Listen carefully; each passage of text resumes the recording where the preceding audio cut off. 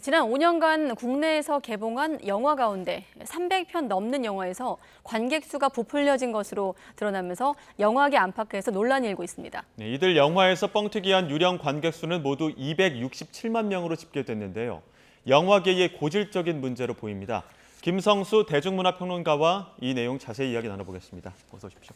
안녕하세요. 김성수입니다. 네, 안녕하십니까? 일단 영화가 의심되는 영화, 관객 수 조작 의심되는 영화가 462편, 배급사 98곳이 수사 대상이었고 일단 이 가운데 2만 명 넘게 부풀린 것만 송치가 된 거죠, 검찰로? 그렇습니다. 네. 지금 영화가 323편, 배급사 네. 24곳에 해당되고 있는데 그런데 이제 이 내용은 좀 더 꼼꼼하게 우리가 살펴봐야 될 것 같아요. 네. 경찰은 지금 그 영화 전산망에서 사실상 영화가 그 상영되기 어려운 그 시간대에도 관객이 들어온 걸로 집계가 되더라. 네. 그거는 뭔가 부정한 의도가 있어서 관객 수를 부풀리고 거기서 금액을 갖다 집어넣은 게 아니겠느냐. 금액 같은 경우도 보니까 이게 원래 뭐 10,000원짜리 영화라 그러면은 뭐 5,000원으로 그 집계된 것도 있고 그보다 더 낮게 집계된 것도 있더라.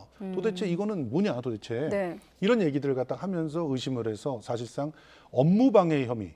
그러니까 이런 그 관객 수 조작을 통해 가지고 다른 뭐 영화 전산망 그 서비스를 하고 있는 박스 오피스라든가 여러 그 다른 기관들을 갖다 업무 방해를 했다는 얘기인데 네. 과연 이게 범죄로 성립될 수 있는지에 대해서 좀 냉정하게 저는 오늘 이 자리를 통해서 객관적으로 좀 짚어드리려고 합니다. 예, 근데 이러한 사실들이 드러나고 보니까 이미 좀 오래전부터 좀 관행처럼 이어지고 있는 부분들도 좀 있었다고 하는 것 같아요. 그러니까요. 이게 너무 많은 데들이 하니까 관행이 아니냐 이렇게 얘기를 하잖아요. 네. 경찰에서는 그렇게밖에 이해를 할 수가 없었을 거라고 봅니다. 그런데 이게 만약에 마케팅의 영역에서 벌어진 일이라고 하면 관행이 아니라 어느 제작사나 돈이 있으면 전부 했던 일이라고 봐야 되겠죠.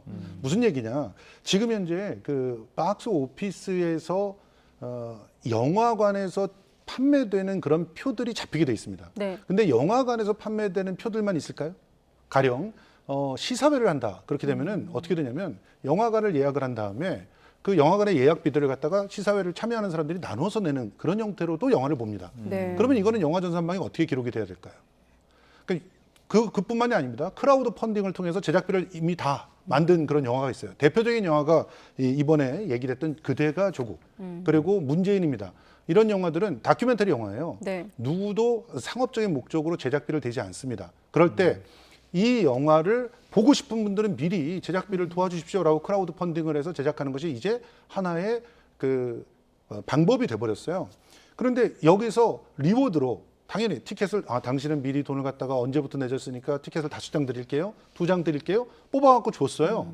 근데 그분들이 굳이 나는 영화를 보지 않아도 됩니다. 이러면서 보지 않았을 경우 그러면 이건 어떻게 체크를 해야 됩니까? 근데 영화 전산망에는 기록이 돼야 된단 말이에요. 네. 그러면 관행으로 어떻게 처리해 왔느냐면 영화가 없는 그런 밤 시간대 누구나 다 이건 알 수 있잖아요. 이 시간대는 영화 안 해요. 그러니까 이 시간대에 그 집계하는 거는 마케팅이나 무료 시사회나 이런 걸 통해서 집계된 관객들만 집어넣는 겁니다라고 보여주면서 거기다가 그 전산에 등록을 했던 거죠. 근데 이것을 전부 다 영업방해 혹은 뭐 관객수 부풀리기라고 볼 수 있을 것인가. 물론 냉정하게 이런 것들 중에서 허수가 있느냐 없느냐 이런 부분을 갖다 면밀하게 따져볼 수는 있겠지만 네. 여기서 말하는 것처럼 뭐 최소한 2만 명 이상들이 뭐 이렇게 부풀리가 됐다. 이렇게 보기에는 저는 업계의 상황들을 잘 알고 있는 입장에서 많이 좀 부풀려진 부분들이 오히려 수사에 있는 건 아닌가 하는 생각이 좀 듭니다. 네, 수사 내용은 또 경찰 수사를 통해서 밝혀질 부분이고 이제 평론가님은 꼭 관행으로만 볼 것인가 조금 네. 허수를 잡아내야 된다 뭐 이런 말씀으로 네, 이해를 하겠습니다만은 아무튼 이번에 CGV, 메가박스, 롯데시네마 같은 멀티플렉스 3개사 관계자도 송치가 됐는데 그러니까 이제 의심을 하는 쪽에서 보면 배급사랑 짜고 허위 데이터를 입력한 건데 관객 수를 조작하게 되면 정말 아무도 알 수 없는 거고 만약에 이제 한다고 하면 왜 조작을 하는 겁니까? 뭐 명예 때문인가요? 예, 기본적으로 네. 두 가지를 나눠서 본다면 영화 통합 전산망입니다. 네. 통합 전산망이라고 하는 것을 그냥 어느 한쪽에서 숫자를 갖다 올리면은 그거를 올리는 걸 다른 사람들은 전혀 들여다보지 않을 거라고 생각하는 그런 생각을 경찰은 하고 있는 것 같아요. 네. 그렇지 않습니다. 영화 하나가 만들어지고 유통돼가지고 돈이 들어와서 정산될 때까지 이 영화에 관련되어 있는 모든 사람이 그걸 들여다봅니다. 수백 명에서 수천 명이에요. 예. 그리고 관련 업체만 해도 예를 들어 비상선언 같은 거대한 블록버스터가 진행이 된다. 네. 펀드로 붙는 데만 해도 한두 군데가 아닙니다. 이런 데들은 자기가 들인 돈을 갖다가 정확하게 정산받기 위해서 어떻게 할까요? 그 데이터를 전부 다 달라고 요청을 하고 있는 거죠. 그러니까 네. 어느 극장에서 갑자기 10,000 단위, 20,000 단위의 관객들이 올라갔다. 거기에서 뭐 잘못된 허수가 없느냐 이런 부분들을 감시를 그들이 하지 않을까.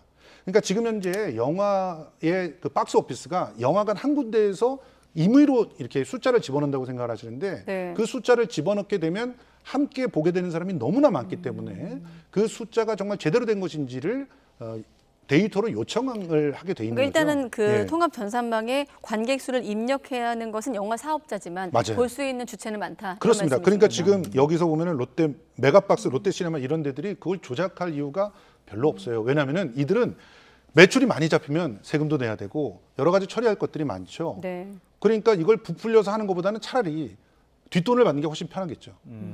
그러니까 이 전산망을 통해서 뭔가를 부풀려서 이득을 본다 이런 얘기들이 정말 현실적인지를 조금 더 꼼꼼하게 따져봤으면 좋겠고요. 네. 이제 이런 유혹에 시달릴 수는 있습니다. 그거는 구조의 문제.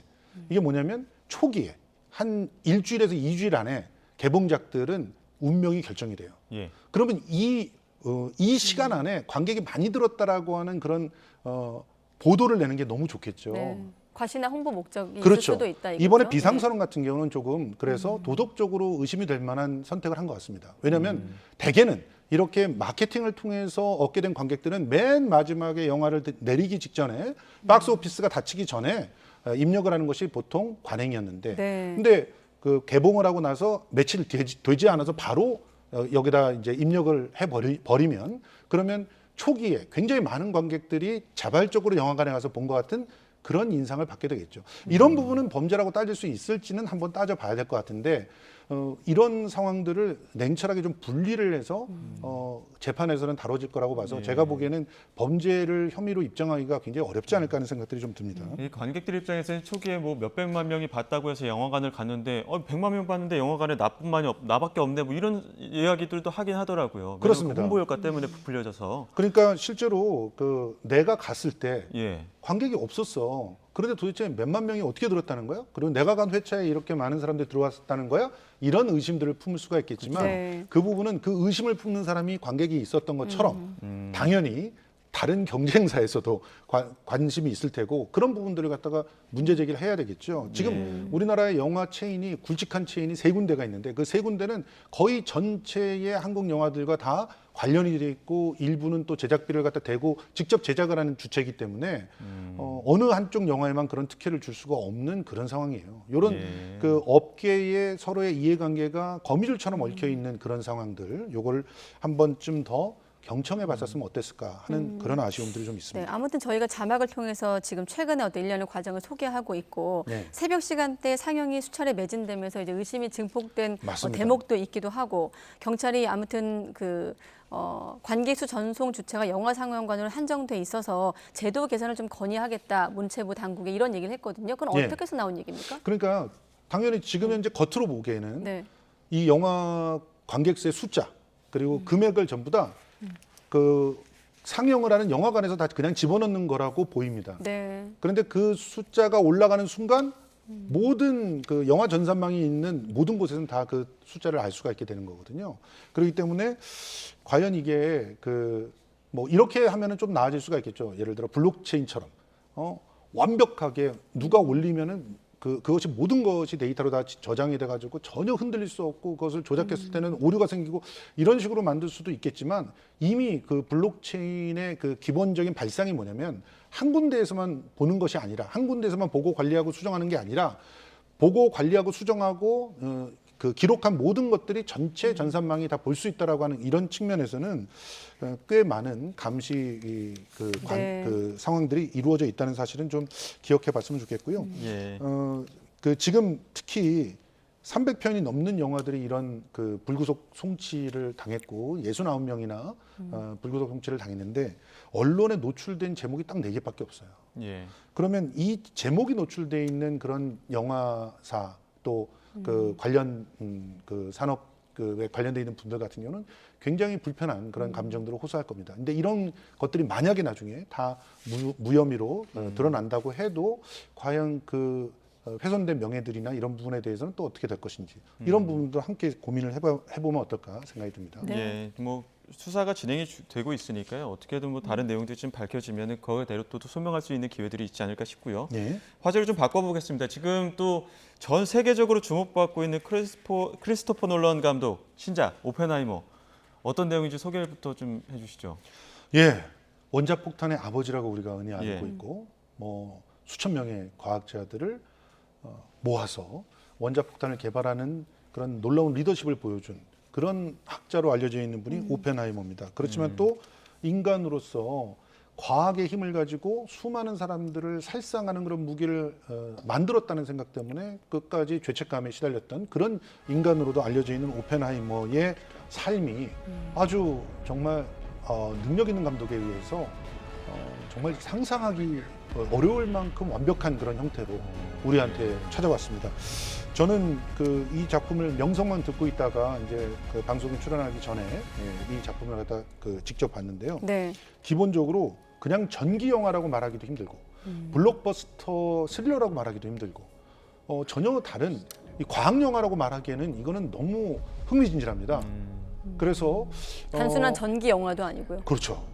단순히 전기 영화로 보기에는 이 영화는 이미 감독이 굉장히 다양한 장치를 통해서 이 사람의 고뇌를 관객들이 직접 느껴볼 수 있게끔 만들어줬어요. 그래서 저기서 우리는 오펜하이머라고 하는 사람에게 맹 한 10분 정도 시간에 몰입이 되기만 하면 완전히 다른 경험들을 하면서 극장을 나올 수 있는 그런 영화가 지금 상영이 됐고요. 그래서 이틀 만에 70만이 넘게 받고 아마도 이번 주말이 지나면서 제가 생각하기에는 대략 한 200만 가까운 그런 관객들이 이번 주말 안에 들지 않을까 할 정도로 굉장히 흥미진진한 그런 영화였습니다. 네, 우리 또 한국 영화들과 또 경쟁에 나설 텐데 미국에선 지난달에 이미 공개를 했는데 우리나라는 좀 늦게 개봉을 했거든요. 광복절에 이제 개봉을 한 것으로 알고 있는데 이유가 네. 있습니까? 뭐 일단은 제작사나 그 언론들이 밝히는 이유는 우선 미션 임파서블이 워낙 흥행을 하고 있어서 조금 뒤로 잡았다 이런 얘기들도 있고 전략적인 측면도 그렇죠. 있고. 그리고 또 그 휴가 기간에 연휴가 있는 날 그런 날에 맞춰서 이렇게 잡기 위해서 일부러 광복절을 선택한 거 아니냐 이런 생각들도 하는데 그런데 아마도 또 역사를 잘 알고 관심 많이 있어 하시는 분들은 이런 생각들도 할 겁니다. 실제로 원자폭탄이 투여됐던 날과 가까운 주, 그 주에 이 영화를 한다면 여러 가지 측면에서 스토리텔링이 완성이 되겠죠. 그런 측면에서 저는 아마도 대한민국에서는 이 영화를 고 어림의 날짜에 배치하는 것이 흥행하기에 더 좋겠다라고 생각했던 건 아닌가 이런 생각도 듭니다. 예.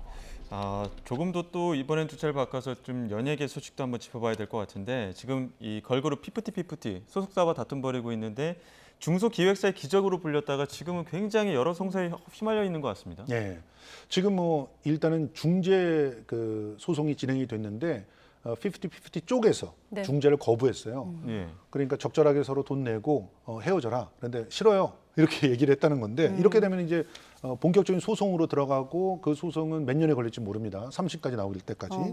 그런데 이 재판 절차가 길어지면 길어질수록 피프티의 활동에 제약이 있을 수가 있거든요.